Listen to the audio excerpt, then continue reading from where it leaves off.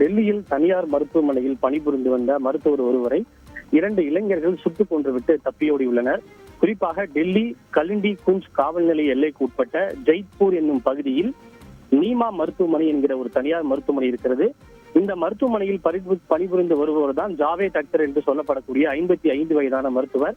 இன்று காலை இந்த மருத்துவமனைக்கு வந்த காயமடைந்த 2 இளைஞர்கள் காயத்திற்கு கட்டு போட்ட பிறகு மருத்துவரை சந்திக்க வேண்டும் என்று கோரியிருக்கின்றனர். அதனைத் தொடர்ந்து மருத்துவரை அவருடைய அறையில் சந்தித்த போது இந்த 2 இளைஞர்களும் அவரை சுட்டுவிட்டு தப்பியோடி இருக்கின்றனர்.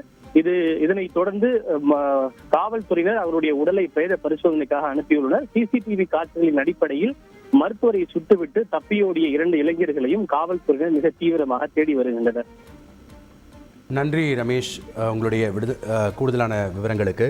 கொல்கத்தா சம்பவம் அடங்குவதற்குள் அடுத்த அதிர்ச்சி சம்பவமாக டெல்லி தனியார் மருத்துவமனையில் புகுந்து மருத்துவர் சுட்டுக் கொலை